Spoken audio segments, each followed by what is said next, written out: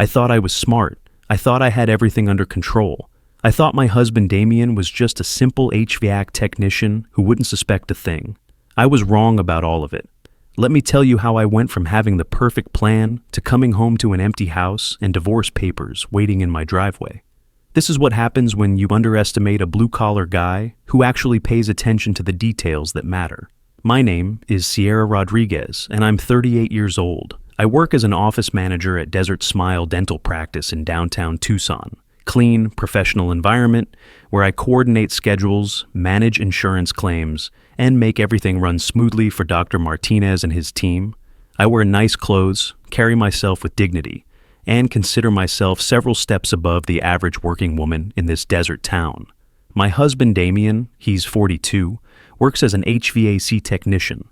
Been doing it for over 12 years now, specializing in residential and commercial cooling systems throughout the Tucson metro area. When your evaporator coils freeze up at 2 in the morning, when your compressor dies during a heat wave that hits 118 degrees, when your ductwork collapses in a crawl space full of caliche and scorpions, that's when they call Damian Rodriguez. He shows up with his van full of refrigerant lines, multimeters, and torch kits, crawls under houses in conditions that would break most men, and somehow makes broken air conditioning systems work again. In Arizona, that's not just steady work, that's essential work. But it's still blue-collar work, and I'd started feeling like I deserved better. We live in a ranch-style house on the southeast side of town, near Davis-Monthan Air Force Base, where the giant cargo planes practice touch-and-go landings all day long. 3 bedrooms, tile floors throughout to stay cool. Desert landscaping in the front yard, because grass doesn't survive here. We bought it 11 years. Ago for $185,000, got a 30-year fixed mortgage at 4.2%. Monthly payment runs about $1,400, including property tax and homeowner's insurance. It's a working-class neighborhood. Lots of military families, honest people doing honest work, mechanics, electricians, base personnel, small business owners, the kind of people who fix their own trucks in their driveways on Saturday mornings and know all their neighbors' names. We fit right in. Or at least, we looked like we did from the outside. We've been married for 15 years, total. Have a daughter, Paige, she's 12 now.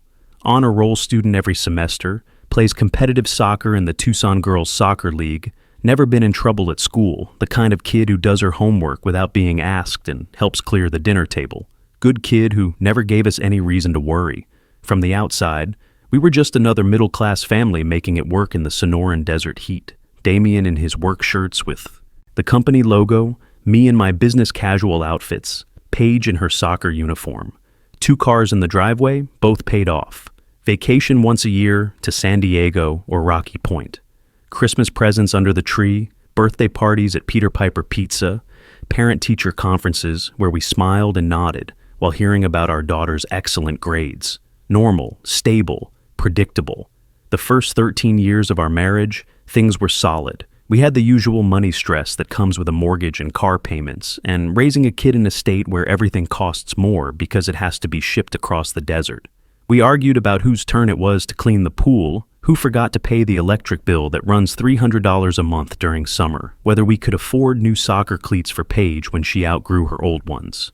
Normal couple stuff that every marriage goes through. The kind of arguments that get resolved with a conversation and maybe pizza for dinner, because nobody felt like cooking.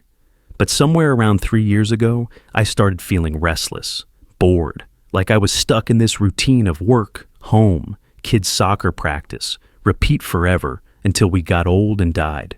Damian seemed perfectly content with his life. Come home from crawling through attics where the temperature hits 140 degrees, shower off the day's sweat and insulation fibers, eat dinner while telling us about the widow whose air conditioner he fixed for free, or the young couple whose system he got running just before their newborn came home from the hospital. He'd help Paige with her math homework at the kitchen table, watch the Diamondbacks game or whatever was on Discovery Channel, go to bed by 10 because his first service call started at 7 in the morning. Same routine every single day. And he genuinely seemed to love it. I wanted more. I deserved more. I was too sophisticated, too intelligent, too well-dressed to spend the rest of my life married to a man who worked with his hands for a living. That was my first mistake. Thinking that working with your hands somehow makes you stupid. Thinking that because Damian never went to college, because he drove a work van instead of a sedan, because he came home dirty instead of clean, that meant he couldn't outthink me when it mattered. I was about to learn just how wrong I was about that. That's when I met Wesley Crawford. He was a sales manager at Catalina Toyota, the big dealership on Auto Mall Drive, where I took my Honda Accord for its routine maintenance. Tall, confident, always dressed in pressed slacks and button-down shirts that stayed crisp even in 115-degree heat. Had this way of looking at you like you were the most interesting person in the room, like whatever you were saying was exactly what he needed to hear. I'd been going to that dealership for years, but I'd never really noticed Wesley before. Usually I just dropped off my car, grabbed coffee at the Starbucks next door, and waited in the customer lounge reading magazines. But this particular Tuesday morning in March, my regular service advisor was out sick, and Wesley was covering his appointments. We started talking while I waited for them to finish my oil change and tire rotation. He asked about my work, seemed genuinely interested when I told him about managing the dental practice, asked thoughtful questions about the challenges of healthcare administration, the complexities of dealing with insurance companies, the satisfaction of helping patients navigate their treatment options. Nobody had asked me about my work in years, not in any meaningful way. Damian would ask how my day went, but it was always distracted, always while he was checking his phone for emergency service calls or helping Paige with homework. Wesley gave me his complete attention for 30 minutes, like my career actually mattered. During that conversation, he mentioned this group of professionals who did weekend wellness retreats up in Sedona, yoga, meditation, spa treatments, wine tasting at local vineyards. Said it was mostly women from various offices around town, people in their 30s and 40s, who wanted something more sophisticated than the usual Tucson social scene. It sounded perfect, mature, like something a woman my age should be doing, instead of sitting at home watching Netflix with her air conditioning repair technician husband, while our daughter played video games in her room. I told Damian about it that night at dinner, said I'd heard about this wellness group through work, that they met once a month for weekend retreats, yoga and meditation and wine tasting in one of the most beautiful places in Arizona. Girl time. A chance to do something for myself that had nothing to do with work or being a mom or being a wife. He encouraged me to join, said I deserved to have my own interests outside of work and taking care of our family. He'd handle things at home while I was gone, make sure Paige got to soccer practice, take care of the house, probably use the time to catch up on maintenance projects he'd been putting off. He had no idea he was giving me permission to start destroying our marriage. The first few retreats were actually legitimate. There really was a group of about 8 women, all professionals from different industries around Tucson. A real estate agent, 2 nurses, an insurance adjuster, a paralegal, a bank manager. We really did drive up to Sedona for yoga classes and spa treatments at resorts like L'Auberge and Sky Ranch Lodge. But Wesley started showing up too, said he was there for a men's wellness group that did similar activities, hiking, meditation, team-building exercises. What an incredible coincidence that we'd both discovered this interest in personal growth at exactly the same time. We started talking more during these weekend retreats. He was everything Damian wasn't. Smooth, articulate, drove a company car that was always spotless instead of a work van that smelled like refrigerant and pipe dope. When he talked about his job, it wasn't about crawling through 100-degree attics or replacing burnt-out compressor motors. It was about quarterly sales goals and customer relationship management and dealer incentive programs. He made me feel sophisticated, intelligent, like I was more than just a dental office manager married to a guy who fixed air conditioners for a living. By the 3rd retreat, we were sleeping together. I told myself it wasn't really cheating. It was just something for me, something that made me feel alive again, made me feel like I was worthy of attention and romance and excitement. Wesley made me feel like the woman I was before I got married and had a kid and settled into this predictable middle-class life in the desert. The sex was incredible, not just because it was forbidden, but because Wesley made me feel desirable in ways I hadn't felt since college. He'd book us adjoining rooms at the resort hotels. We'd meet after the group activities ended, when everyone else was going to bed or heading back to their own rooms. He'd bring champagne, expensive stuff that came in real crystal glasses instead of plastic cups. We'd sit on the balcony overlooking red rock formations, talking about books and travel and all the places we wanted to see together someday. Then we'd go inside and make love like teenagers, passionate and desperate and completely absorbed in each other. Damian never suspected anything. When I came home from those weekend retreats, I was happy and relaxed and energized. I'd show him pictures I took with the other women during yoga class or at dinner. I'd tell him about the meditation sessions and the spa treatments, how refreshed and centered I felt. He was genuinely glad I was doing something for myself, proud of me for taking charge of my own happiness and personal growth. That should have made me feel guilty. It didn't. It made me feel smart. Over the next 2 years, I got creative with my excuses. The monthly retreats became twice a month. Then I started adding weekday wellness workshops in Phoenix and Scottsdale, special vineyard events, extended weekend programs for advanced meditation training, and leadership development seminars. Damian bought all of it, every single excuse, every elaborate story I invented to cover my tracks. I started dressing nicer for these trips than I dressed for work or for actual important occasions. New outfits from stores I'd never shopped at before, places like Nordstrom and Anthropologie instead of Target and Kohl's. Expensive jewelry that I'd hide in my car until I could figure out how to explain it to Damian. Designer handbags that cost more than our monthly electric bill. I joined LA Fitness and started going in the mornings before work, suddenly very concerned about my appearance in ways I hadn't been in years. Personal trainer sessions, twice a week, new workout clothes, protein shakes, the whole transformation routine. I wanted to look perfect for Wesley, wanted to be the kind of woman who deserved champagne and resort hotels and afternoon sex with a successful car salesman. Wesley and I would meet at places like the Phoenician in Scottsdale, Four Seasons Resort in True North, sometimes the fancy hotels in downtown Phoenix near the sports stadiums. He'd tell his wife Brooke that he was at sales conferences or dealer training seminars. I'd tell Damian I was at wellness retreats or professional development workshops. We had it perfectly choreographed. He'd book us a suite under his company credit card account, claim it was a business expense for client entertaining. I'd drive my Honda to a satellite parking lot and meet him there. Then we'd take his company BMW to the hotel. No paper trail, no credit card charges on our personal accounts. No way for either of our spouses to accidentally discover what we were doing. The planning was almost as exciting as the actual affair. Secret text messages throughout the week, coded conversations about our next meeting, careful coordination to make sure our stories matched up with our respective calendars. We felt like spies, like we were getting away with something that required genuine intelligence and creativity. I was good at it, really good. I could lie to Damian's face about where I'd been, what I'd done, who I'd been with, and never once feel nervous or guilty or worried about getting caught. I'd come home from a weekend with Wesley and immediately start doing laundry, unpacking my bag, showing Damian the brochures and business cards I'd collected from actual wellness centers and yoga studios to back up my stories. At home, I started pulling back from my husband. Our intimate life went from regular and connected to basically non-existent over the course of about 6 months. We went from making love twice a week to once every 2 or 3 weeks, and when it did happen, I'd just lay there thinking about Wesley, thinking about how different he was, how much more exciting and sophisticated and worldly he was compared to the man lying next to me. Damian tried talking to me about the distance he was feeling multiple times over those months.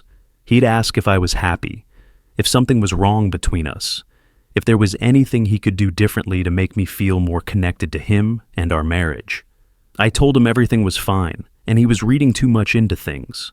Made him feel like he was being paranoid or needy for even bringing it up.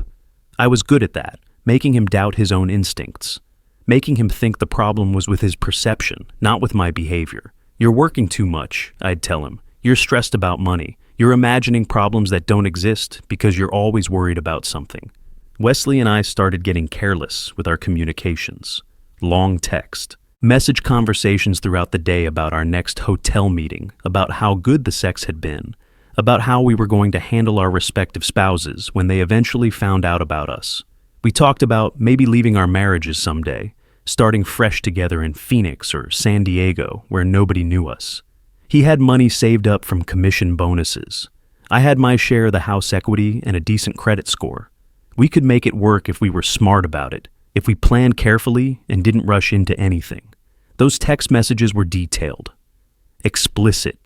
We wrote about our sexual encounters like we were creating literature, describing exactly what we did to each other, exactly how it felt, exactly what we wanted to do next time. We wrote about how boring our marriages had become, how unfulfilling it was to be married to people who didn't appreciate our intelligence and sophistication. We wrote about how gullible our spouses were, how easy it was to fool them, how Damian was so focused on his air conditioning repairs and Paige's soccer schedule that he never paid attention to what his wife was actually doing with her time. How Brooke was so busy with her teaching job and their 2 teenage sons that she never questioned Wesley's frequent business trips and evening client meetings. We were cruel in those messages, mocking. We made fun of their trusting nature like it was a character flaw instead of evidence that they loved us and respected us enough to believe what we told them. I should have been more careful with those text messages, should have deleted them immediately after reading them, should have used an app that disappeared messages automatically, should have been smarter about operational security. But I was so confident, so sure that I was cleverer than everyone around me, so convinced that my simple blue-collar husband who spent his days fixing broken air conditioners would never be sophisticated enough to catch his college-educated wife in an elaborate deception. I was about to learn just how wrong I was about all of that. 7 months ago, Wesley's wife Brooke found those messages, all of them. Months of explicit conversations, detailed plans for our hotel meetings, cruel discussions about how gullible our spouses were and how easy they were to manipulate. She went through his iPhone while he was in the shower, after what he'd told her was a late client dinner, found text message threads going back almost 2 years, screenshots of hotel confirmations, restaurant receipts from expensive dinners we'd charged to his company card, even photos we'd taken of each other in various resort hotel rooms. Instead of confronting Wesley first, instead of having the emotional breakdown that most betrayed wives would have, Brooke decided to contact Damian directly. Smart woman, methodical. She took screenshots of everything, organized them chronologically, and then sent them to my husband through Facebook Messenger, along with a carefully written explanation of what she'd discovered. She told him she was sorry he had to find out this way, but she thought he deserved to know what his wife was really doing on those wellness retreats. She said she was planning to confront Wesley that night and file for divorce immediately, but she wanted to give Damian a heads up so he wouldn't be blindsided the way she had been. Damian was at work when he got those messages, sitting in his van during lunch break in some customer's driveway, probably eating a sandwich and checking his phone like he always did between service calls. Suddenly seeing explicit conversations between his wife and another man, reading about how we laughed about his trusting nature, how we mocked his blue-collar job and simple lifestyle. I found out later that he just sat there for over an hour, reading every screenshot she sent. 2.5 years of evidence that his wife was living a complete double life. Evidence that every single wellness retreat story I'd told him was a lie. Evidence that while he was working 12-hour days in 100-degree heat to keep our family financially stable, I was spending weekends in luxury hotels with another man. But here's what I didn't expect, what I couldn't have predicted even if I'd tried. Instead of confronting me that evening, instead of yelling and screaming and demanding explanations like any normal husband would do, Damian went quiet, started planning. He understood something that I had completely underestimated. In HVAC work, you don't just start tearing into a broken system without first diagnosing the problem completely. You test all the electrical connections, check refrigerant pressures, examine ductwork for leaks, measure temperature differentials across coils. You document everything methodically before you start making repairs, because rushing in emotionally usually makes things worse. Damian approached the destruction of our marriage the same way he approached fixing a complex air conditioning system. Careful diagnosis first, then systematic repair or replacement. While I continued my charade, continued telling him about my wonderful wellness activities, he was consulting with a divorce attorney. While I was texting Wesley about our next romantic getaway, Damian was documenting our finances, photographing important documents, and preparing legal papers. He never said a word. Never gave me any indication that he knew. He'd come home from work, shower, eat dinner with me and Paige, help with homework, watch television, go to bed at his usual time. Same routine every single day, except now he was systematically gathering evidence and building a legal strategy to end our marriage on his terms. 3 weeks ago, I told him I was going to Sedona for a special wellness retreat. Some sort of advanced meditation workshop that was invitation only, limited to just 6 participants. I packed my bag Friday evening, kissed Paige goodbye, told Damian I'd be back Sunday around 5 o'clock. I spent that weekend at L'Auberge de Sedona with Wesley, completely oblivious to what was happening back home. We had a suite overlooking Oak Creek, ate dinner at their fine dining restaurant, got couples massages at their spa, made love on the balcony while looking out at Cathedral Rock. Perfect romantic weekend. I felt sophisticated, desired, like I was finally living the life I deserved instead of the mundane middle-class existence I'd settled for. While I was drinking champagne in hot tubs and taking Instagram photos of Red Rock sunsets, Damian was systematically removing every trace of himself from our house. He called his 2 younger brothers, Miguel and Carlos, who both work construction, told them he needed help moving some furniture and equipment. They showed up Saturday morning with Miguel's pickup truck and Carlos's work trailer. By Saturday evening, everything that belonged to Damian was gone. His clothes, his tools, his gaming console and TV from our bedroom, his dresser, his nightstand, his bathroom supplies, everything. The shared furniture stayed because it was community property that would need to be divided in the divorce settlement. Paige's room was completely untouched, every single thing exactly where she'd left it. But his presence had been completely erased from that house, like he'd never lived there at all. He spent Saturday night at Miguel's house with our daughter, having what he later told me was the hardest conversation of his life, explaining that Mommy and Daddy were splitting up, that it wasn't her fault, that both of them loved her very much but couldn't be married anymore. Paige cried and asked why. He told her sometimes adults grow apart and can't make a marriage work, that sometimes people make choices that hurt the people they love, but that she would always be the most important thing in both their lives. He didn't tell her the real reason. Even after everything I'd done to him, he protected me from our daughter's potential judgment. Sunday afternoon, he packed a bag with clothes for the week and took Paige to Miguel's house. Then he called a process server and gave him my expected arrival time, along with our address and a description of my Honda Accord. I drove home Sunday evening, feeling relaxed and satisfied from my weekend with Wesley. We'd already started planning our next getaway, maybe somewhere in California, possibly even a long weekend in Las Vegas, where we could really indulge ourselves. I was thinking about how I'd explain this next trip to Damian, what story I'd invent about another wellness opportunity or professional development seminar. I pulled into our driveway around 5:10, same time I always return from these weekend retreats. I was planning to unpack, maybe order Chinese takeout for dinner, tell Damian about the wonderful meditation sessions I'd supposedly attended, and show him the business cards I'd collected from actual Sedona wellness centers to support my story. Instead, there was a Ford Expedition parked at the curb, with a middle-aged guy in khakis and a polo shirt leaning against it, holding a clipboard and manila envelope. The second I got out of my car, he walked up with purposeful stride and said, "Are you Sierra Rodriguez?" I said yes, confused about why some stranger was approaching me in my own driveway. He handed me the manila envelope and said, "You've been served," then walked back to his car and drove away without another word. I just stood there in the driveway, staring at the envelope, trying to process what had just happened. Process server, divorce papers. But how could there be divorce papers when nothing was wrong with my marriage? Then I looked up at the house and noticed Damian's work van wasn't in its usual spot. The garage door was closed, but I could see through the little windows that his parking space was empty. I opened the front door with my key and walked into a house that looked completely different. Half the furniture was missing. The living room felt enormous and empty. Our bedroom looked like a hotel room that someone had checked out of. All his stuff was gone. It was like he'd never lived there. The divorce petition I was holding in my hands explained exactly why. Irreconcilable differences. Request for primary physical custody of our minor child. Request for equal division of all community property assets. Request for exclusive use of the marital home pending final divorce decree.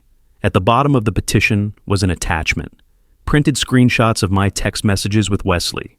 Every explicit conversation, Every detailed plan we'd made for our hotel meetings. Every cruel comment about how easy it was to deceive my trusting husband. I called Damian's phone immediately. It went straight to voicemail. I called again.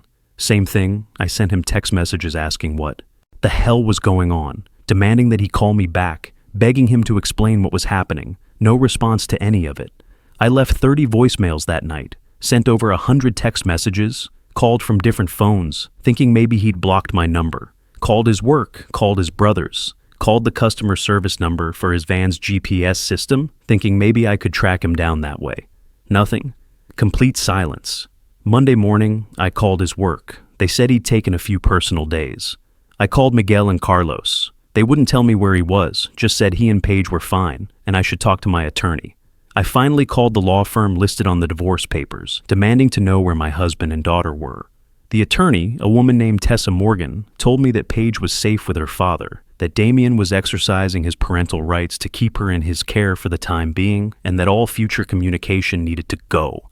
Through legal counsel, I hired my own attorney within 2 days. Cost me $3,000 just for the retainer, money I had to borrow against my credit card, because Damian had somehow emptied our joint savings account. My lawyer, Richard Vaughn, tried to negotiate immediate custody arrangements and access to the house. Damian's attorney responded with a motion for temporary custody and exclusive use of the marital home pending final divorce decree.